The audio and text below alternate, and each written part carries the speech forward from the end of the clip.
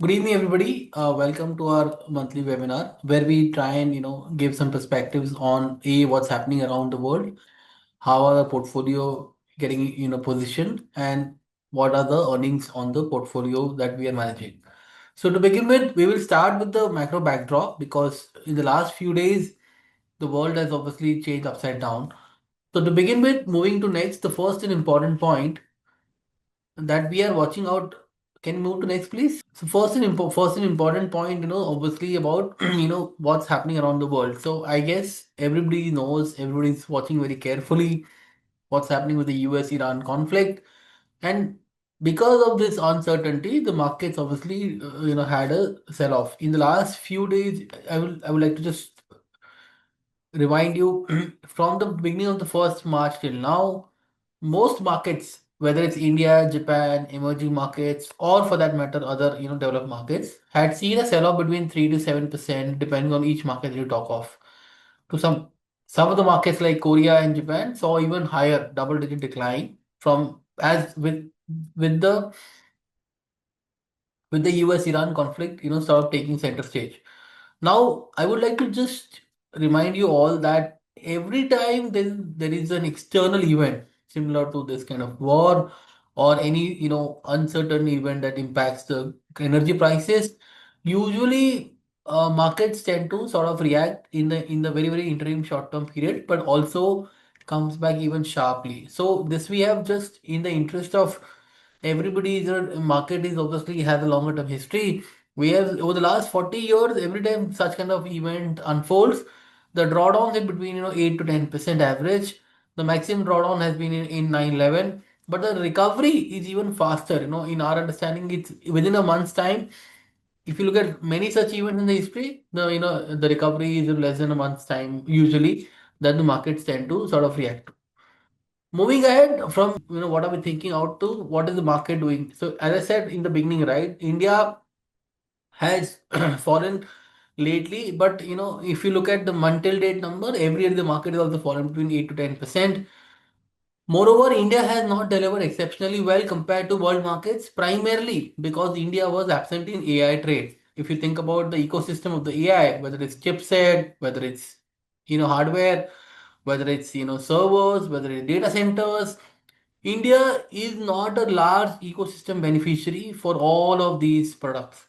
However, India is a very diversified country which have various sectors contributing reasonably very well.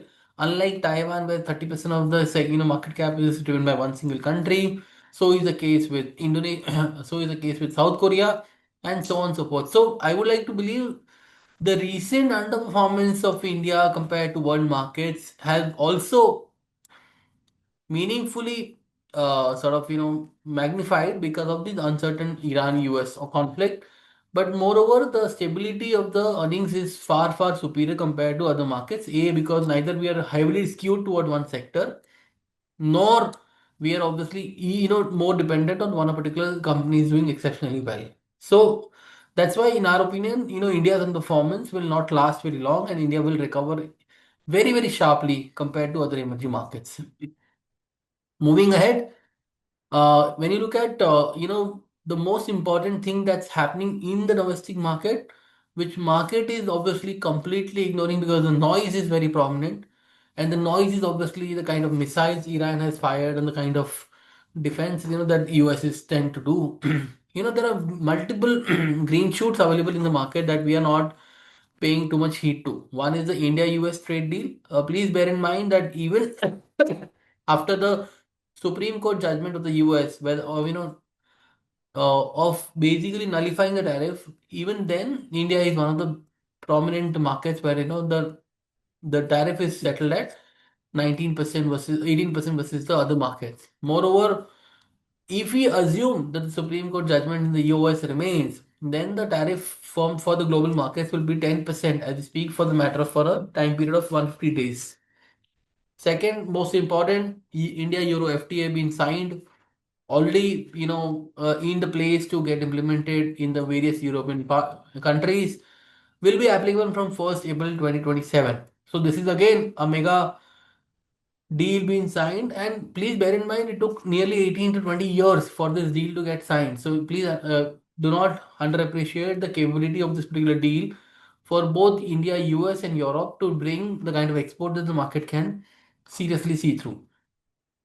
I, the income tax and the GST cuts, which the government obviously unleashed last year, and GST was very late, as late as last August, is not even being discussed, and we are seeing certain signs of earnings, getting meaningfully better because of that.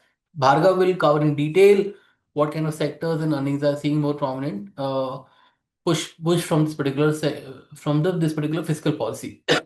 And last but not least, we are also, next year 8 pay commission will be implemented. Significant amount of growth will be driven by that particular single factor. The last time the 7th pay commission got implemented, economy got a boost by 150 basis points, and we don't think this time will be very different. We think, the consumption and the discretionary will see a similar pushback of 100 basis points plus on the broader economy in FY 27-28. So this is a very important, sort of message I want to leave, that markets tends to ignore the substance in the noise that is going around us, that we keep on hearing on the news that is, being played on. Valuations is absolutely at mouth-watering levels. If you think about India, premium versus emerging markets, it is now at, maybe 5-10% premium versus the whole history of, 50% premium in the last 5-year average. So if you just notice on the left-hand side chart, the only time India traded discount in again versus emerging market was in 2008-9. Otherwise, India is always traded premium compared to global markets for two big reasons. One, stability of the growth. Two, consistency of the growth. And more importantly, and the resilience of the earnings that India tends to deliver over such period. In my understanding, the multiples is obviously, at juncture where, these kind of opportunities are rare, and we think the growth in FY 27 will be significantly ahead of what most people are thinking, despite the fact that oil is at, $80-$90 that we are looking at. So in our opinion, these multiples are, not going to come again very soon. And when the markets, starts appreciating once the uncertainty settles between US and Iran, people will be looking back and saying March 2025, 2026 was a great opportunity to invest rather than thinking and worrying about the portfolios in the near term. What are we closely watching? As I said, we are obviously very, very, glued on to what's happening. So we are not, our opinion on the US-Iran conflict is limited, but more importantly, our belief is that India's ability to source energy, which is oil as well as gas, from different markets will make India as a very, very special trading partner than anybody else. Not only have we managed to diversify our sourcing from, Strait of Hormuz to other markets in the last 48 to 72 hours, but also our ability to ensure that the supply stability remains is a very critical point. See, we are very clear that in case crude oil, it remains elevated, there will be inflation on the economy. However, so far we haven't seen any retail pricing in the petrol, diesel being changed in the country. I'll tell you two big reasons. One, when the crude oil prices were very subdued, Indian government had managed to put up a bulk of, that benefit through excise duty. So at currently we pay 19 rupees excise duty on petrol and something around 14 to 14 and a half rupees on diesel. That is a cushion the government is running with. If you think about from what the average retail consumer was paying in the country. So you and me were paying 100 rupees for a liter in the petrol and diesel. However, the cost of the landed cost was significantly lower, and the government was raping in a large amount of taxation through excise duty as well as, state specific duties. In my opinion, government has done sort of a very prudent judgment by not changing the retail pricing in a very inflationary scenario, because in our opinion that is what, government would have taken significant amount of reserve over the last 3 years when there was a very subdued prices.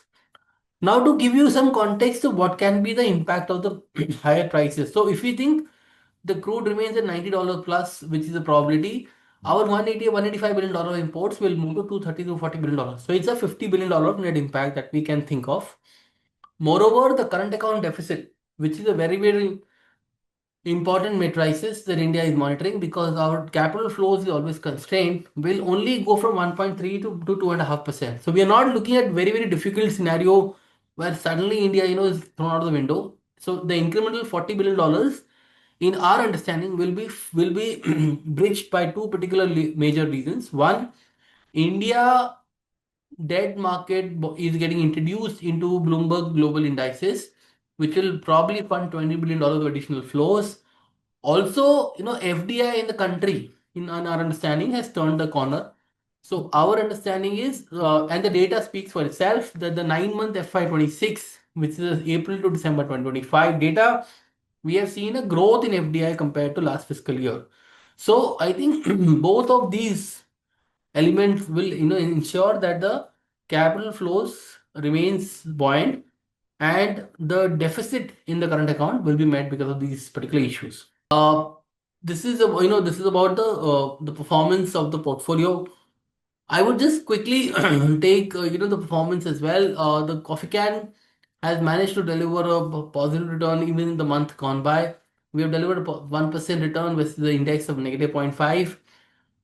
The biggest driver has been, Hitachi, followed by Lenskart and Eicher Motors, whereas the draggers has been TCS, Zydus, and Asahi India Glass.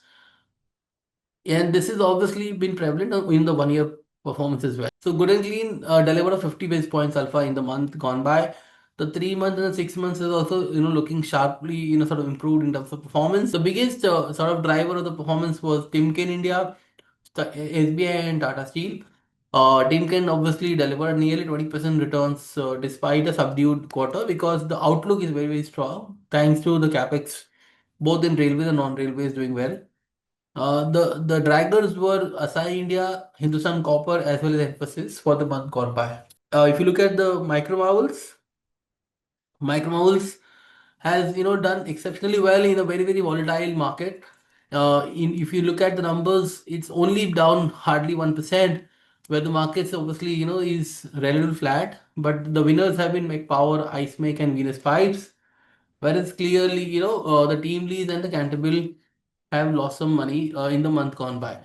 So pricing profits have delivered a 1% versus the index of negative 0.5%. And same, Hitachi remains one of the key contributors for the month gone by, whereas the Zydus, IKS, and Asahi has been relatively weak compared to the markets in the last month. Uh, After this, I would like to invite Bhargav to speak about the earnings profiling, and over to you, Bhargav, from here on. Thank you, Tilok. Uh, Alongside earnings, I would also like to highlight a few interactions that we did with corporates. Obviously, over the last 10 days since the time the war has broken out. What the corporates have been saying is that obviously the movement in Brent crude has been fairly sharp. So if you look at what Tilok was also highlighting, crude obviously is up almost 50% in the last 15 days. So to that extent, clearly there is some sort of panic because all of a sudden the raw material basket is seeing a lot of inflation. Because typically what happens is that a lot of raw materials are effectively crude derivatives across a host of manufacturing sectors. So to that extent, obviously there is some confusion because effectively the confusion is sort of that what happens in the month of April. So suddenly across various companies, sorry. What is happening is that effectively the raw material sourcing has slowed down because typically whenever the raw material basket sees a huge volatility in a very short period of time, obviously there is a lot of confusion. But what is also emerging is that even if the crude sort of stabilizes around 85 to 90 and there is no volatility in terms of crude not correcting a lot or not going up, meaning on a month-on-month basis. Typically, the corporate India can sort of brace such kind of crude pricing as well, because effectively, if you look at gold for that matter, people were saying that gold has appreciated so much, demand will evaporate. But effectively, if you look at results reported by several jewelry companies, there hasn't been the kind of volume steep decline which people were anticipating. And historically, crude has sort of gone to $150 per barrel as well. So what hurts is the volatility. The sudden spike in terms of movement obviously sort of hurts, because if you are a corporate and if you buy raw material at current pricing and suddenly in April the crude corrects by 20%, then obviously you are left with a lot of inventory loss. So what typically hurts is the volatility and not the absolute pricing at which the crude basket is. So, assuming that the crude stabilizes, obviously it will sort of make things much, much better. And typically, you reset yourself as a corporate, like how the gold companies sort of started marketing. So, consumers obviously took a reset. Likewise, if you look at petrol as well, people were sort of fearing that at 103 there will be sort of significant demand loss. But people adjusted, right, when the pricing of petrol. So typically, what one fears is the volatility, but obviously, if the crude settles down, then I think people no longer will be sort of watching the Brent crude pricing, which typically people do every day waking up in the morning. So I thought I'll also set up that context, and maybe the impact may not be felt in the fourth quarter because until February things were fairly okay, but obviously there will be some impact in the month of March and also in the first quarter, maybe a couple of months. But at best, if the crude settles down, then I think apart from the first quarter, the ensuing quarters, the second, third quarter, should not see a significant impact, because obviously you reset yourself and assume that this is the new raw material basket, and obviously the pricing sort of kicks in terms of passing it on to the consumers. So I thought that I'll sort of also cite some context over there. Coming to the third quarter numbers, if you look at across all our portfolios, we have seen a significant improvement in terms of earnings growth, and more importantly, as compared to the respective benchmarks, all our portfolios have reported handsome revenue, EBITDA, as well as PAT growth. So if you look at coffee can to start with, obviously you can see that the portfolio did report a very strong double-digit revenue growth of closer to about 19%, and an EBITDA growth of closer to about 20%. So, what we sort of continuously monitor is not the share prices, but the health of the portfolio. So, typically, if the portfolio continues to report double-digit EBITDA growth, then we are not too much worried with regards to the volatility, because in terms of share price movements, there are various other factors as well which sort of move the stock price. It's not just the fundamentals which move, but effectively the reset happens, meaning that if the companies continue to deliver consistent earnings growth, obviously with a lag, the share price catches up. In terms of the top contributors to the coffee can earnings growth, are Lenskart, Zydus Wellness, and Hitachi Energy, with all meaning all these three companies reported more than doubling of profit on a YOY basis. The detractors were LG, Interglobe, and ABB. Moving on to the Good and Clean. So you can see that even the Good and Clean portfolio reported very strong numbers. If you look at EBITDA growth came in at almost 28% despite a 15% revenue growth. And as compared to benchmark, it has seen a significant outperformance. So versus a 13% EBITDA growth, reported by Nifty Midcap 150 Index, the EBITDA growth here has been almost 28%. And if you look at the earnings growth, has been a handsome 32% versus 16% reported by Nifty Midcap. So what we are trying to sort of tell you is that the health of the portfolio continues to be extremely strong, though the portfolio in terms of absolute returns may not be looking as rewarding because India as a market has also been under pressure. But as Silok highlighted that the premium compared to emerging markets is now just about single digits compared to 50% 5-year average. Obviously, it's fairly due that the Indian market also starts sort of rallying. And when it rallies, obviously companies which report very healthy numbers will first participate. In terms of the top three companies which reported very strong earnings growth were Tata Steel, BHEL, 197, which is PTM.